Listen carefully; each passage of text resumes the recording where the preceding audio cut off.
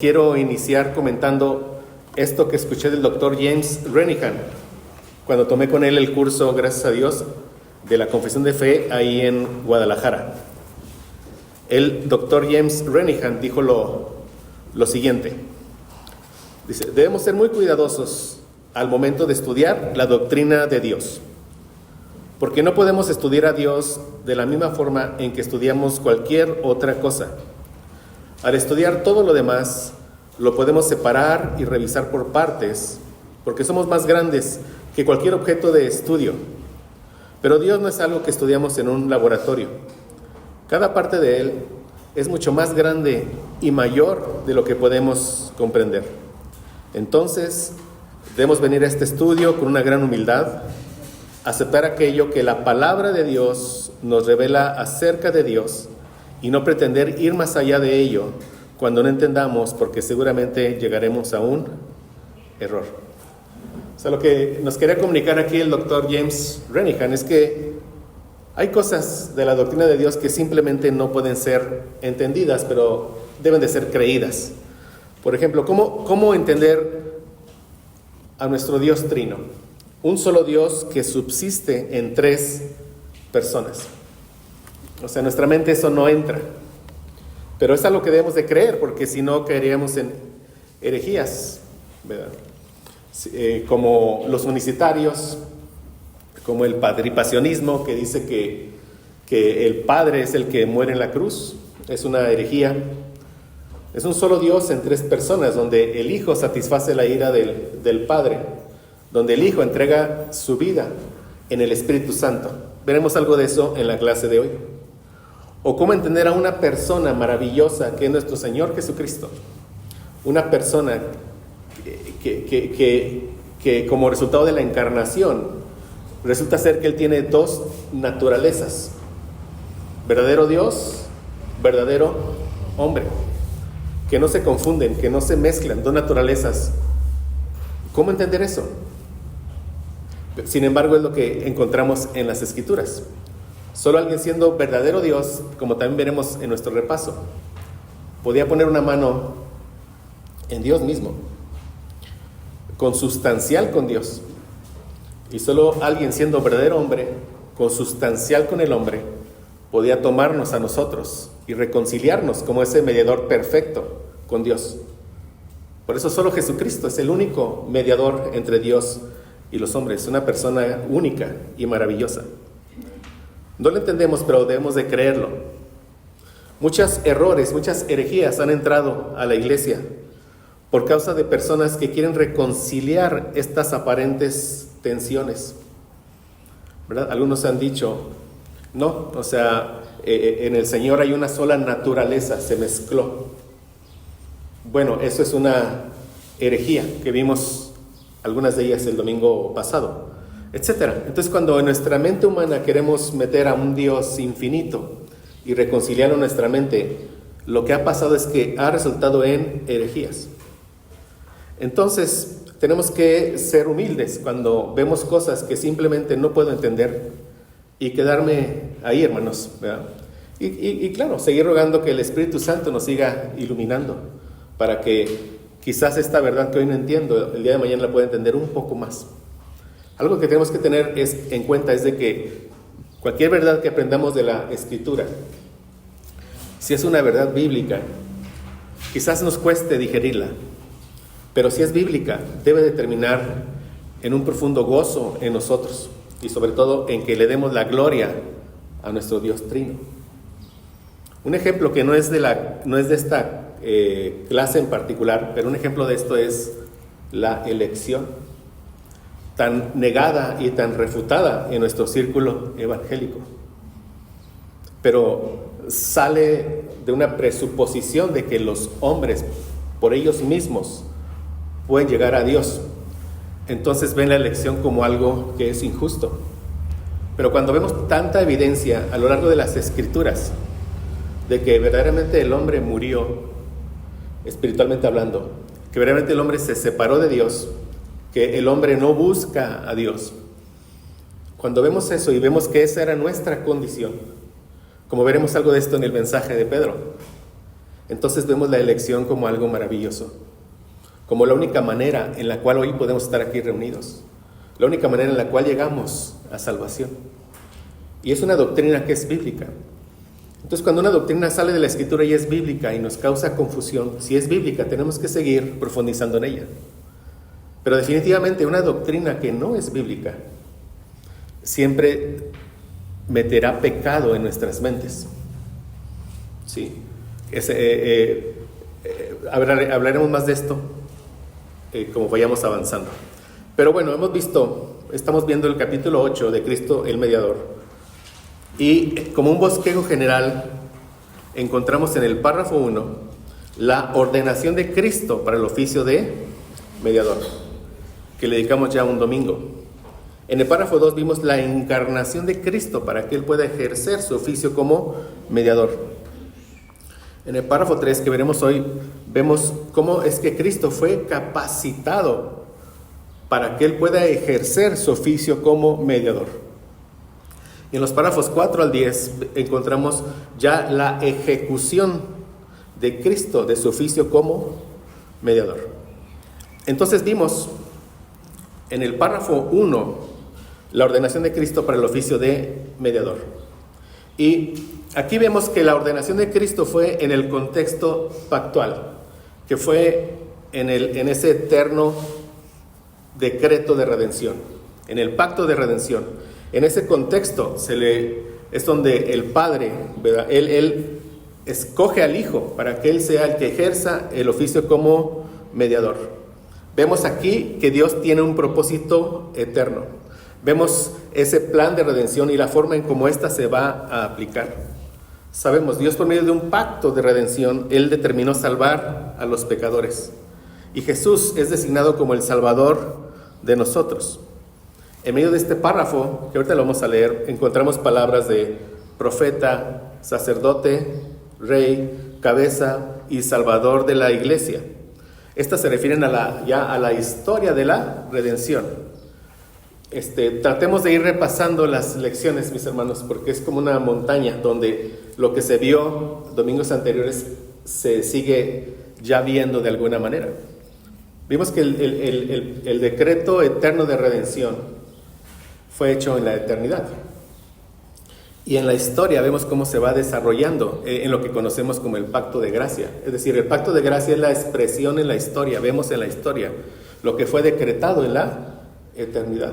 En este párrafo vemos eso, vemos ese decreto eterno y vemos en la historia el oficio de Cristo como mediador, siendo el profeta, sacerdote, rey, cabeza y salvador de la iglesia. Estas palabras se refieren a la historia de la redención. Y vemos cómo este pacto, cómo este oficio se expresa en la forma en que trabaja en los elegidos de Dios. Lo que se conoce como el ordo salutis.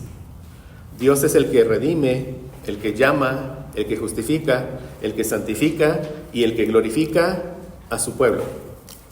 Esto y todas estas partes del llamado, justificación, santificación, apunta a capítulos posteriores que veremos en la confesión de fe con detalle si el Señor lo permite.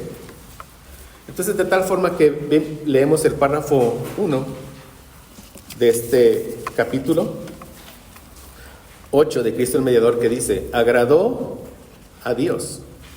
O sea, Dios es quien es el autor de la ordenación. Y dice, en su propósito eterno, o sea, en un marco de un pacto de redención, dice, escoger y ordenar al Señor Jesús, su Hijo unigénito, conforme al pacto hecho entre ambos, para que fuera el mediador entre Dios y el hombre, profeta, sacerdote, rey, cabeza y salvador de la iglesia, el heredero de todas las cosas y juez del mundo, a quien dio desde toda la eternidad un pueblo, para que fuera su simiente y para que a su tiempo lo redimiera, llamara, justificara, santificara y glorificara.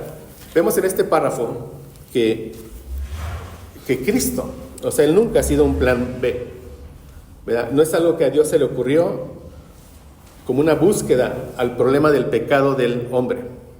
Vemos que desde antes de la fundación del mundo, Dios ya tenía preparado a su mediador, para que Él interviniera entre las dos partes, entre Dios y los hombres. Partes que estaban enemistadas por el pecado. Aquí el Señor me lleva a poner este texto que es Job 9:20 al 22 y después del 30 al 35. Dice Job: si yo me justificare, me condenaría mi boca. ¿Qué quiere decir aquí Job? Si yo dijera que yo soy justo, que yo no tengo pecado, mis propias palabras me estarían ¿qué? Condenando. Si me dijere perfecto, esto me haría que inicuo. Dice lo mismo en dos partes. Si yo dijera que yo soy perfecto, sin pecado, eso ya me haría ser ¿qué? Un pecador. Si fuese íntegro, no haría caso de mí mismo. Aquí se habla a Dios. O sea, Dios no haría caso de Job. Aquí él está pretendiendo presentar su aparente caso de injusticia ante Dios. Y sabemos la historia de Job. Y dice: él despreciaría mi vida. Una cosa resta que yo diga: al perfecto y al impío él los consume. O sea, ningún hombre puede presentarse delante de Dios sin un mediador, sino que sería ¿qué? Consumido. Y después sigue diciendo Job: aunque me lave con aguas de nieve, el agua de nieve, el agua más limpia, y dice: y limpie mis manos con la limpieza misma. O sea, como una obra del hombre, como si el hombre pudiera hacer algo así. Dice: aún me hundirás en el hoyo, y mis propios vestidos me abominarán. ¿Por qué? Porque Dios, dice, no es hombre como yo para que yo le responda. Dice: no es hombre como yo para que vengamos juntamente a juicio. Y aquí está el punto. Es lo que está diciendo Job. Yo soy hombre. ¿Él es qué? Él es Dios. Y vean lo que dice Job: no hay entre nosotros un árbitro, un mediador, que ponga su mano sobre nosotros dos. Sabemos, esto siendo inspirado por el Espíritu Santo de Dios, Job ya veía la necesidad de una persona que fuera un mediador que siendo verdadero Dios pusiera que una mano en Dios, consustancial con Dios, pero una persona que siendo verdadero hombre pusiera la mano que en el hombre, consustancial con el hombre. Y Él, el único mediador entre Dios y los hombres, Jesucristo, hombre, nos reconciliara al hombre ¿con quién? Con Dios. Es lo que está diciendo. No hay entre vosotros árbitro que ponga su mano sobre nosotros dos y quite de sobre mí su vara, y su terror no me espante. Porque ¿qué espera a aquellos hombres que en aquel juicio final se presentarán ante Dios sin un mediador? Espanto y terror. Serán que condenados por sus pecados. No hubo nadie que abogara por ellos. O sea, no hubo un fiador que dijera, que los defienda en su momento. ¿Y qué dice? Entonces hablaré y no le temeré, porque en este estado no estoy en mí. ¿Qué vemos aquí en Job? Que por nuestro pecado necesitamos urgentemente un árbitro, un mediador que interviniese entre nosotros y Dios y nos reconciliara, que trajera la paz. Ese es el papel que Jesús vino a hacer en esta tierra. Vino para reconciliarnos con Dios, y era necesario su vida perfecta y su muerte de cruz. Y como decía, esto es algo que ya estaba decretado en la eternidad. Lo vemos estas palabras de eternidad en varios versos de las Escrituras, como en 1 de Pedro 1, 18, 20. Sabiendo que fuisteis rescatados de vuestra vana manera de vivir, la cual recibiste de vuestros padres, no con cosas corruptibles como oro o plata, sino con la sangre preciosa de Cristo, como de un cordero sin mancha y sin contaminación. Y dice: ya destinado desde antes de la fundación del mundo, pero manifestado en los postreros tiempos por amor de vosotros. Desde antes de la fundación del mundo, en un pacto eterno, ya se hablaba de que Cristo habría de venir para reconciliar al hombre con Dios mismo. Entonces, en este párrafo debemos de ver la obra de Jesús como una obra que es eterna, como algo que se extiende más allá de la mente humana.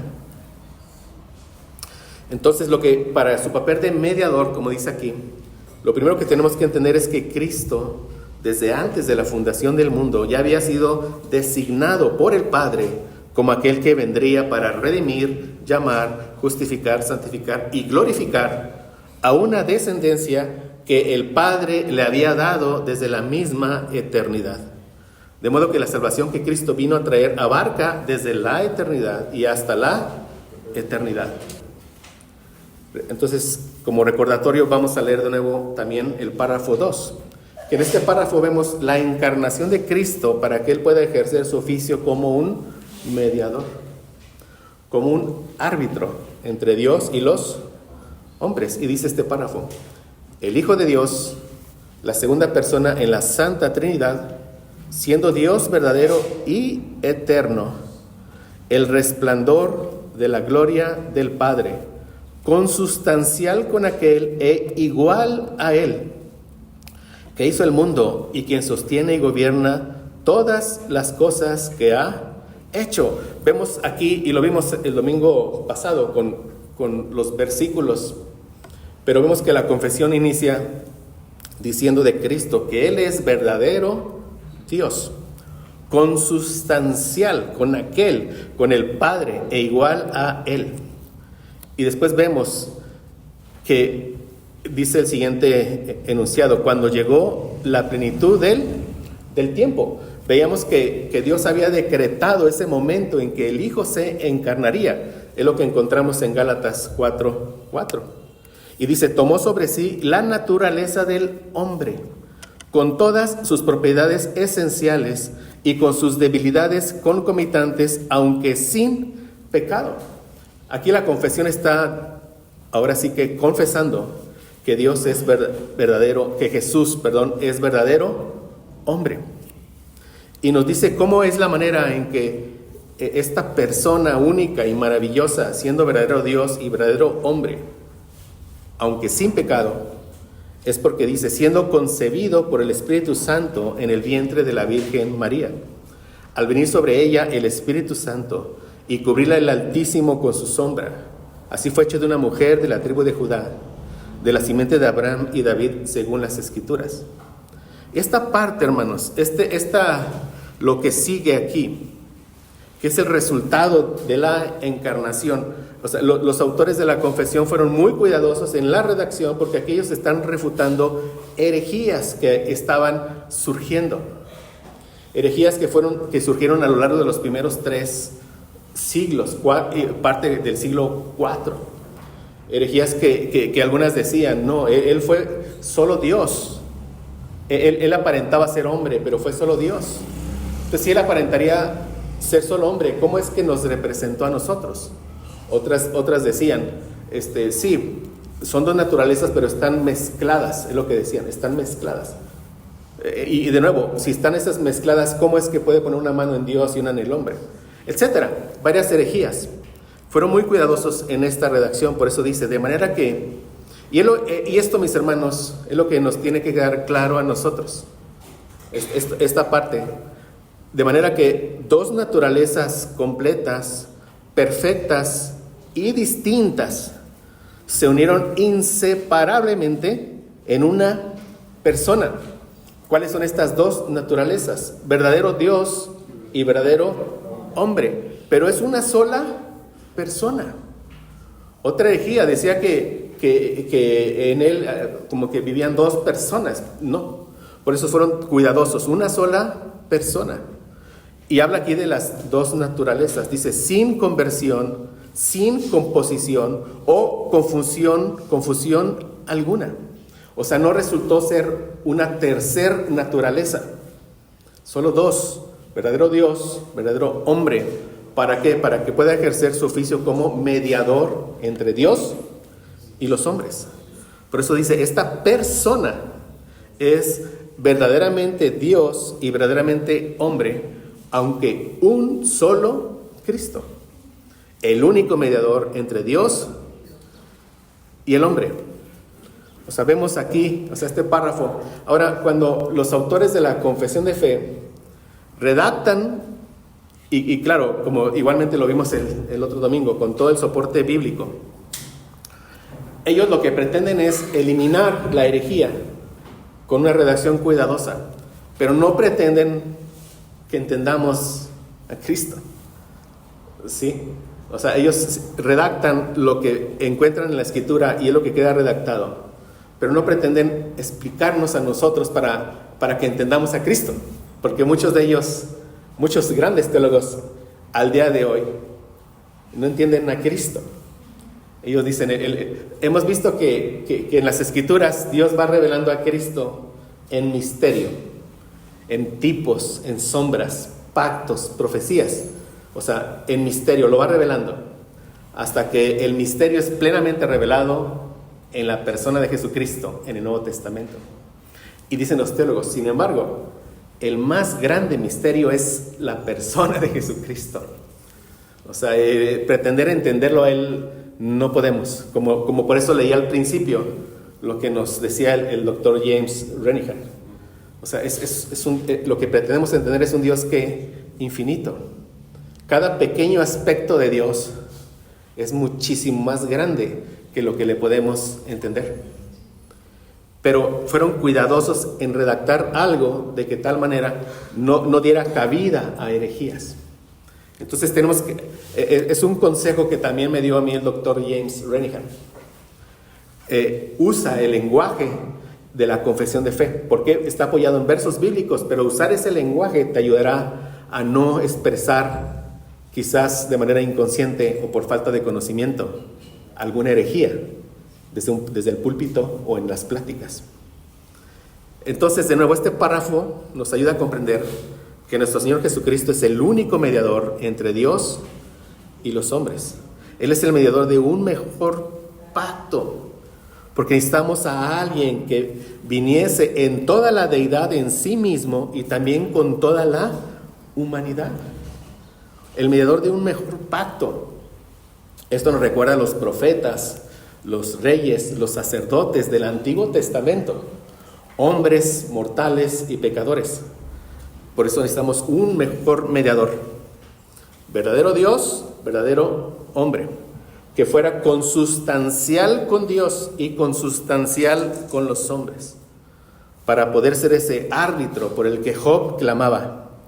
Esa persona única y maravillosa que puede poner una mano en Dios y una en los hombres y así reconciliarnos con Dios en la cruz. Ahora, con respecto a la encarnación de Cristo, leemos lo siguiente en Filipenses 2, del 5 al 8, dice: haya pues en vosotros este sentir que hubo también en Cristo Jesús. Esto solo como comentario, está en el contexto de una disputa en la iglesia local por la soberbia de los hombres. Sí, en la iglesia local nadie se debe de creer más que nadie. Y nuevamente, como veremos hoy en el mensaje, si el Señor lo permite, todo lo que hemos recibido es solo por la gracia del Señor. Cualquier cosa. O sea, cualquier cosa. Bueno, en ese contexto, el apóstol Pablo pone como ejemplo la humillación de nuestro Señor Jesucristo. Cuando dice: haya pues en vosotros este sentir que hubo también en Cristo Jesús, el cual siendo en forma de Dios, verdadero Dios, no estimó el ser igual a Dios como cosa a que aferrarse, sino que se despojó a sí mismo, tomando forma de siervo, hecho semejante a los hombres. Estando en la condición de hombre, se humilló a sí mismo, haciéndose obediente hasta la muerte y muerte de cruz. Muerte de cruz, verdadero hombre que murió. Pero aquí quiero que pongamos atención en la palabra se despojó a sí mismo. Se despojó a sí mismo. ¿De qué se despojó el Hijo de Dios? De lo que Él se despojó fue de la gloria visible de su majestad. Se despojó del uso de su poder y de su autoridad autónomos. ¿Qué es esto? Que él hacer su voluntad fuera de la voluntad de ¿quién? Del Padre. De eso se despojó. Se despojó de su sabiduría divina. Se despojó de tomar sus propias decisiones para hacer solo la voluntad del Padre en el poder del Espíritu Santo. se entregó por completo al plan decretado por el Padre, esclavizó sus palabras y sus acciones a la voluntad del Padre. Ese es de lo que se despojó.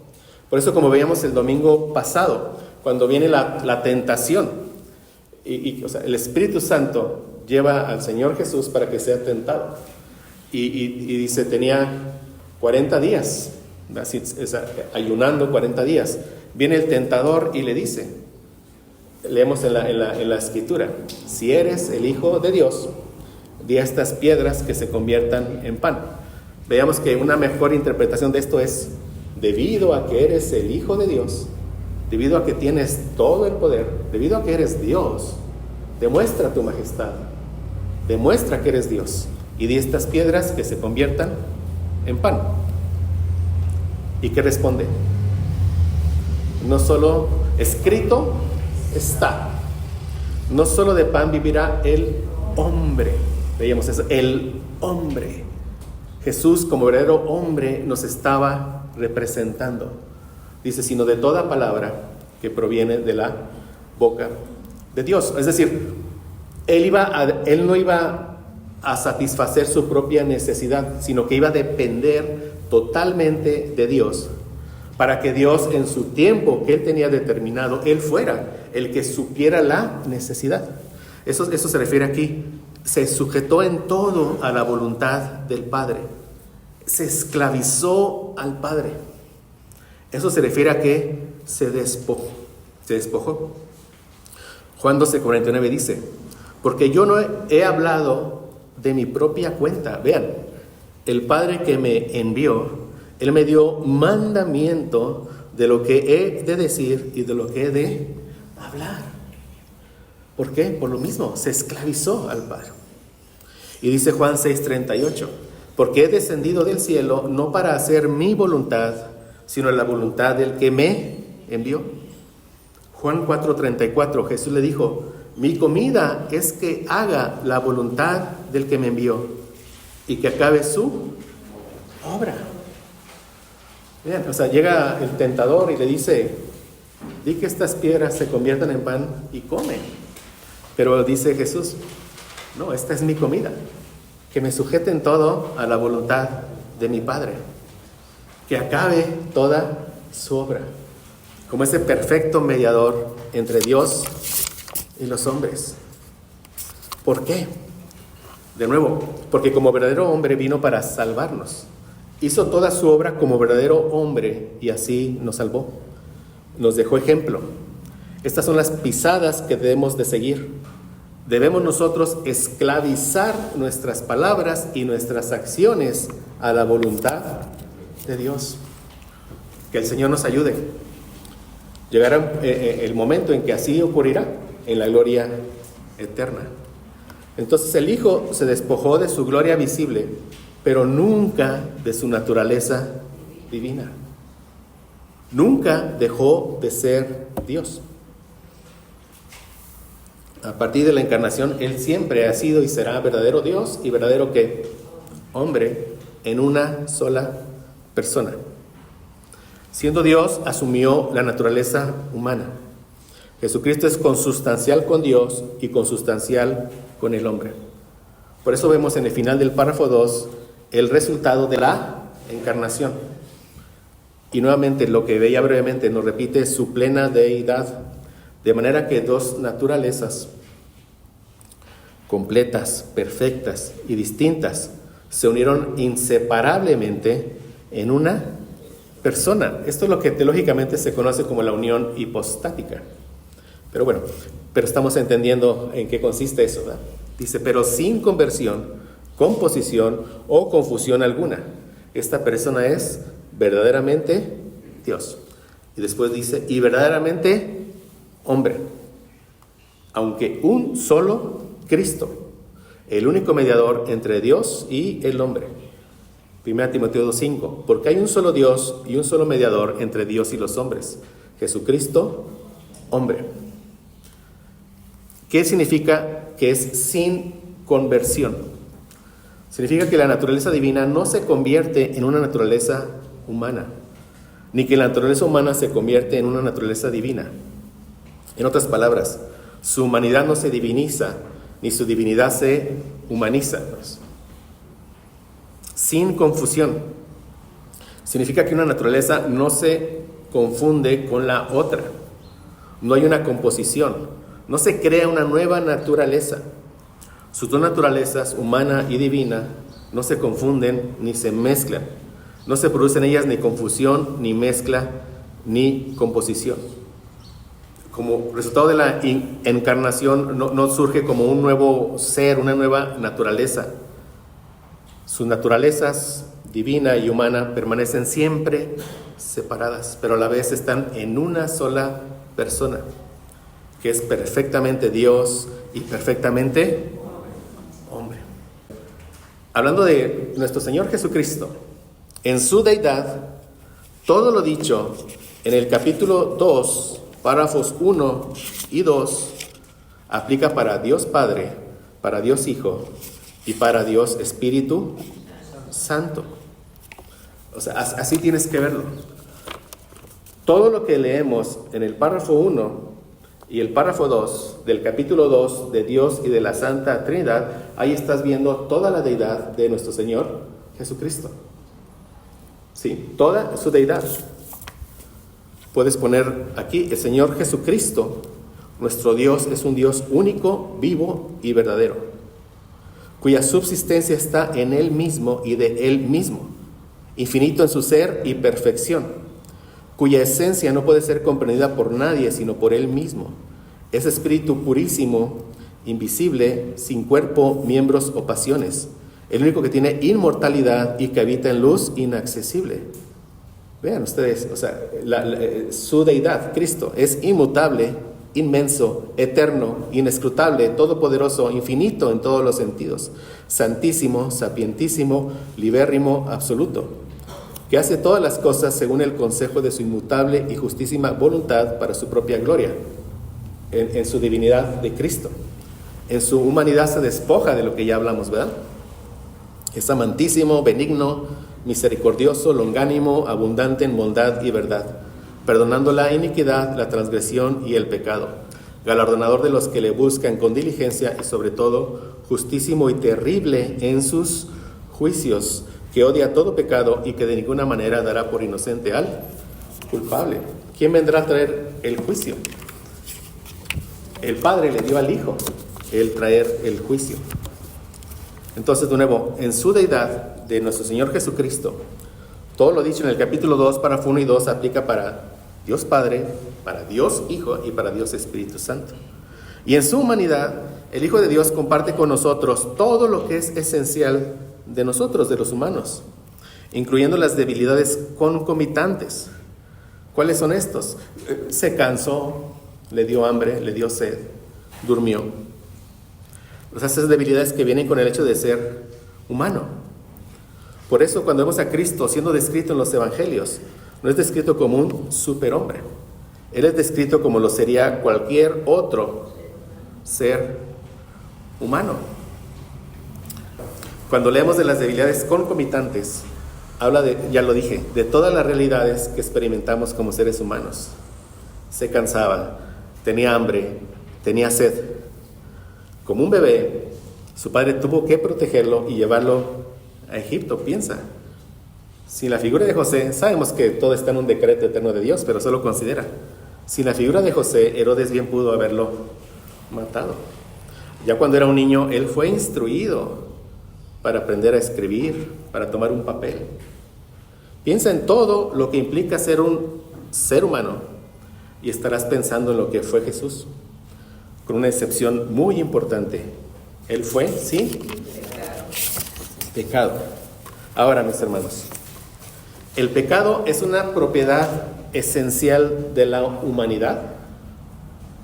¿O es algo extraño a nosotros? Bueno, la respuesta es: el pecado no es algo esencial de nosotros. Porque cuando Adán fue creado, Dios pronunció que todo lo que había hecho era bueno en gran manera. En el principio el hombre no tenía pecado. Entonces, cuando se declara que nuestro Salvador era sin pecado, esto no disminuye en ningún grado su plena humanidad.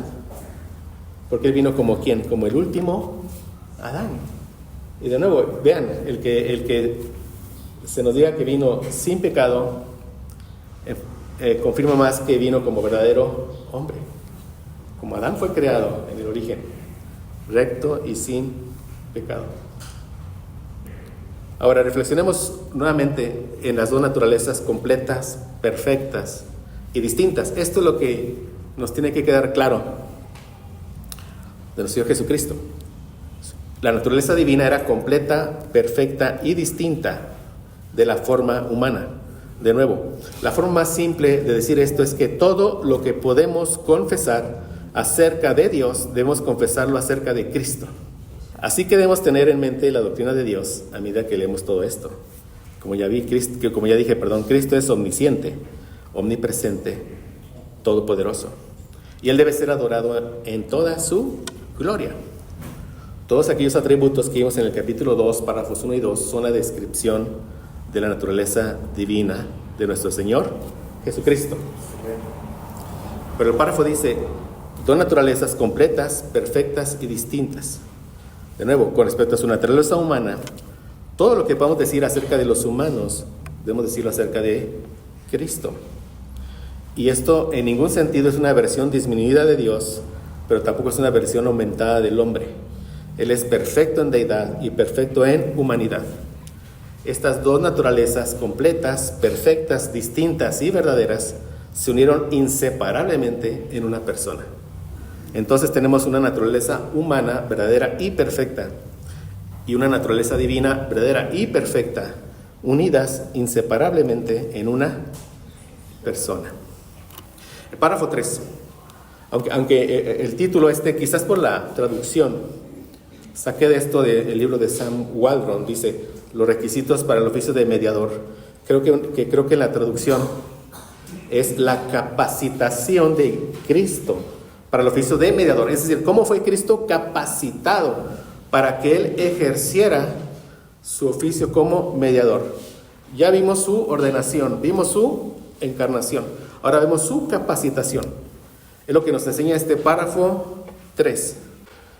El Señor Jesús, en su naturaleza humana, así unida a la divina, en la persona del Hijo, fue santificado y ungido con el Espíritu Santo sin medida, teniendo en sí todos los tesoros de la sabiduría y del conocimiento, en quien agradó al Padre que habitase toda plenitud, a fin de que siendo santo, inocente y sin mancha, y lleno de gracia y de verdad, fuese completamente apto, vean, para desempeñar el oficio de mediador y de fiador. Aquí, completamente apto, o sea, aquí estamos viendo su capacitación, ungido con el Espíritu Santo sin medida.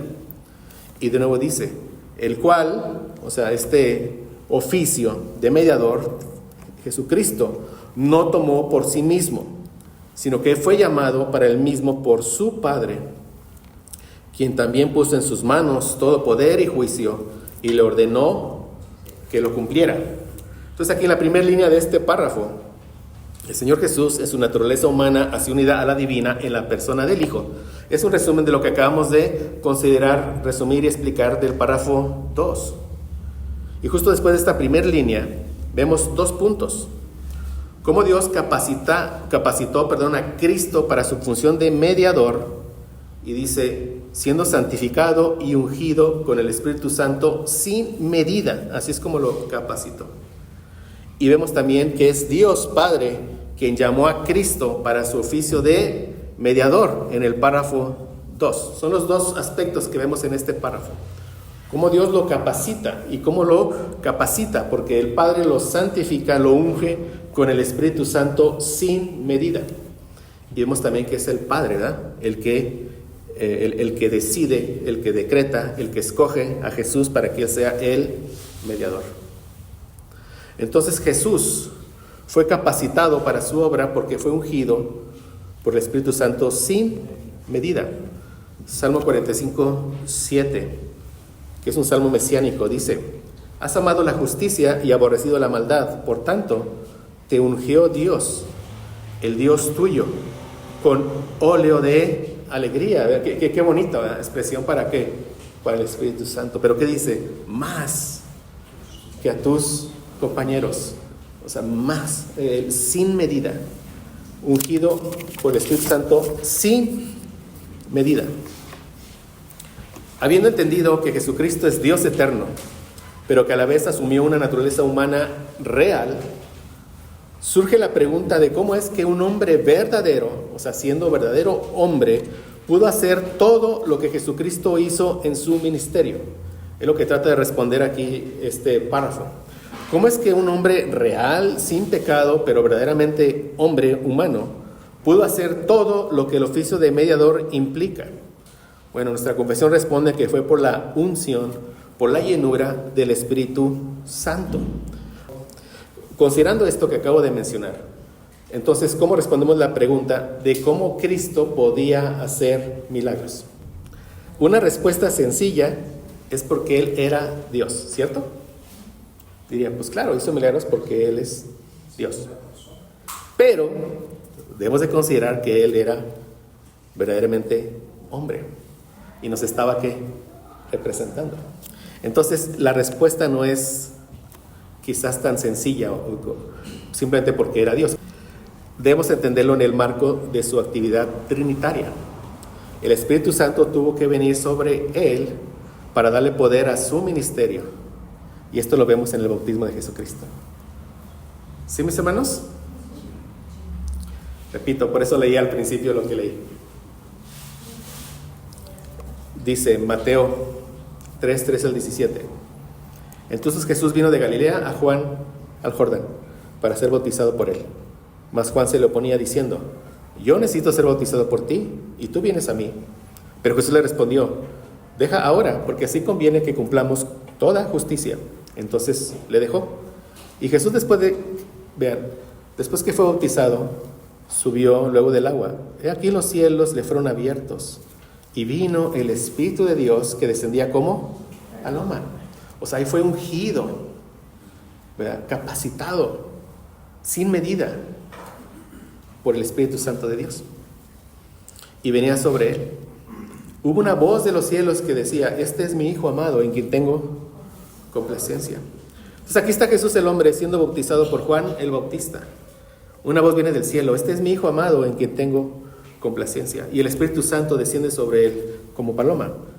Aquí Jesucristo fue lleno del Espíritu, fortalecido, capacitado para que él como humano pudiera entonces llevar a cabo su ministerio como mediador.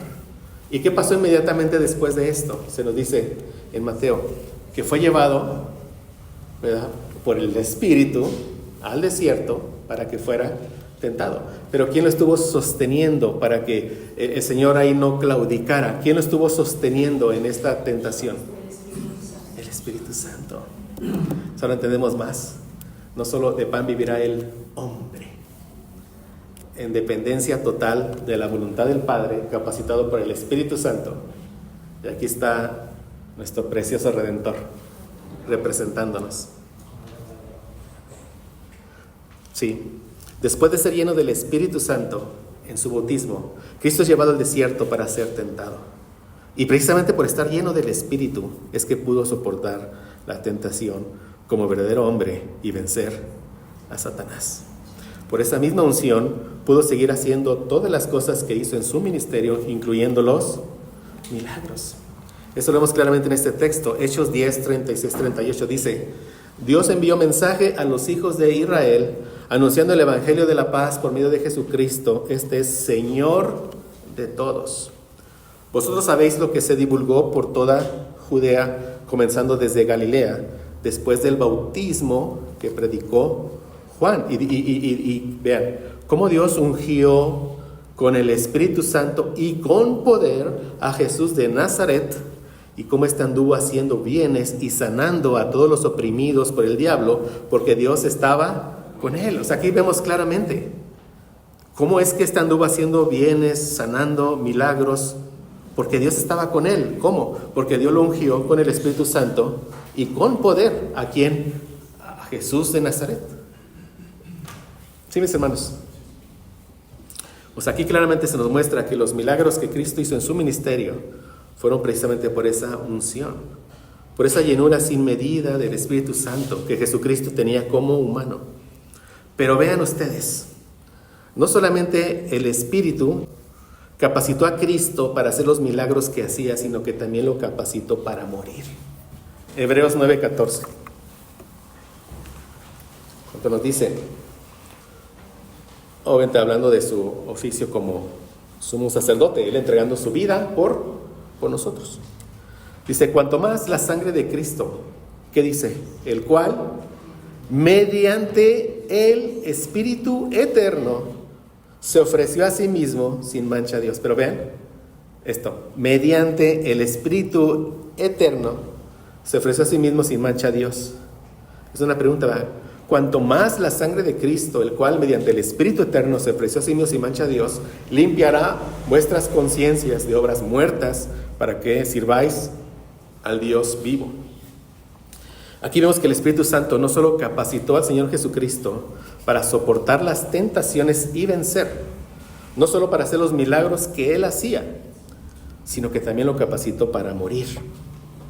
Para que en esa cruz Jesucristo, como verdadero hombre, pudiera resistir hasta el final, para ser fiel hasta la muerte y no claudicar. El Espíritu Eterno lo estuvo sosteniendo mientras Él recibía en la cruz la ira de Dios Padre. De modo que cuando miramos la cruz, vemos ahí a nuestro Dios Trino, a las tres personas de la Trinidad, porque está el Padre descargando su ira en el Hijo. Vemos al Hijo recibiendo el castigo en nuestro lugar. Y vemos al Espíritu Santo sosteniendo al Hijo para que como verdadero hombre pudiera soportar el castigo hasta el final. Dice ahora, cuando la confesión menciona que el Hijo fue santificado, no estamos hablando de que fue santificado en la misma forma en que nosotros, porque no hay pecado implicado en Jesucristo. Significa que Jesucristo fue apartado. Cuando Cristo viene a Juan el Bautista para ser bautizado, y Juan el Bautista trata de detenerlo y le dice, yo necesito ser bautizado por ti. Y Jesús, ¿qué le dijo? Debo ser bautizado para que así cumplamos toda justicia. Y esto es porque Jesucristo estaba a punto de entrar en su ministerio público, a su función como sumo sacerdote. Y cuando vemos el Antiguo Testamento, mis hermanos, cuando Aarón y sus hijos fueron señalados para este ministerio como sacerdote, tuvieron que ser bautizados.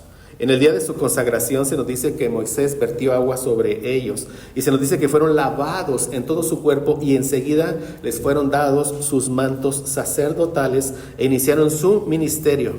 Entonces Jesucristo inicia su oficio sacerdotal por medio de este bautismo. Así fue santificado, apartado ¿para qué? Para este ministerio, como vimos, y ungido con el poder del Espíritu Santo sin medida para que pudiera cumplir su obra.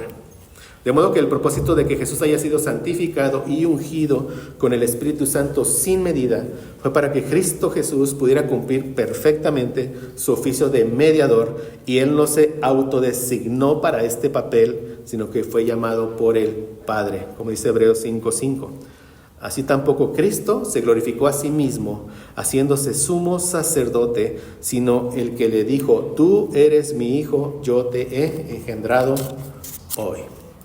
Cerremos, mis hermanos, viendo algunos versos que apoyan este párrafo, para ver de dónde vemos casi viene parte a parte de un texto de la Escritura.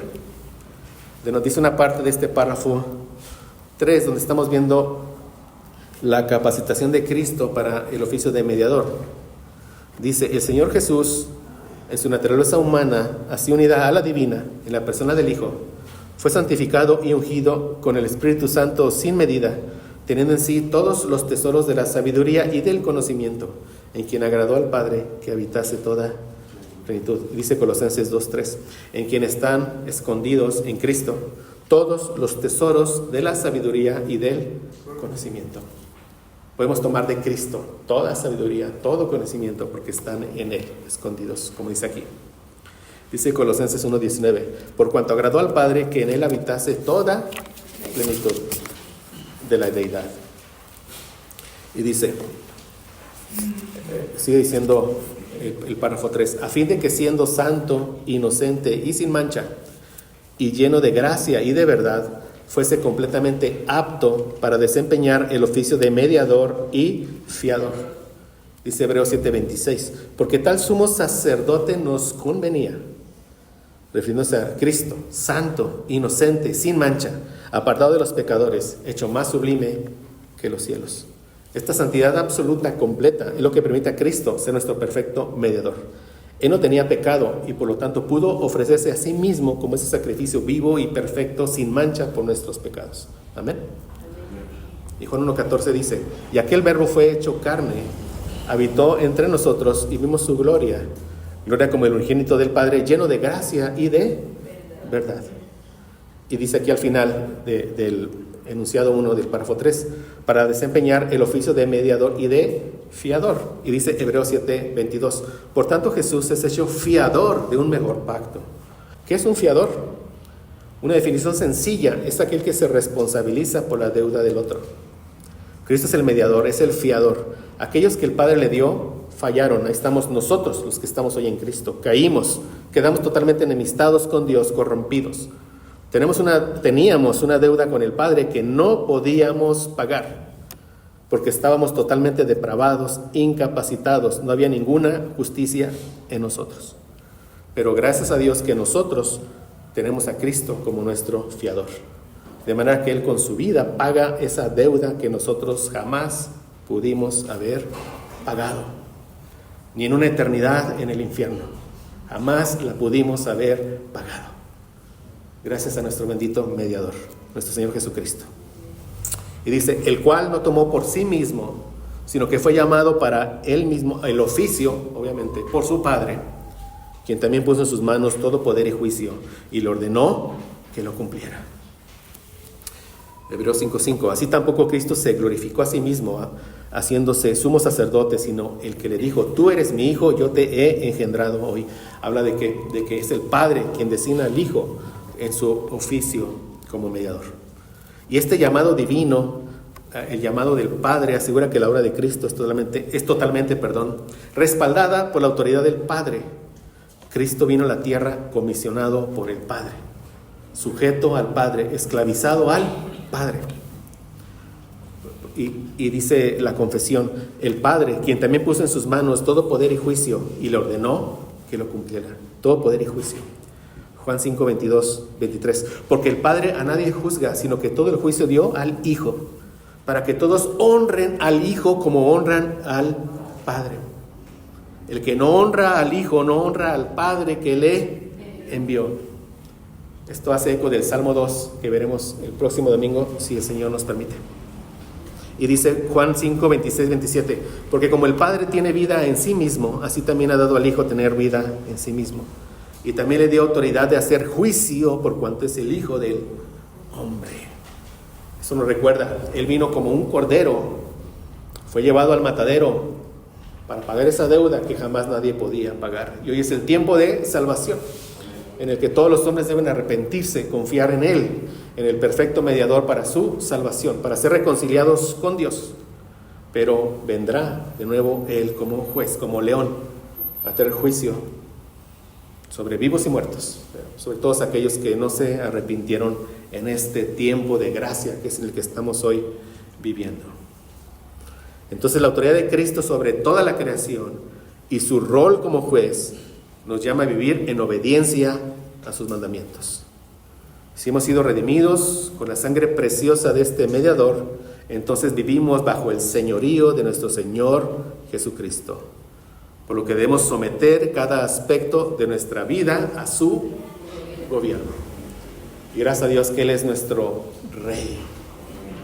Como Rey Él nos somete a su voluntad. Amén.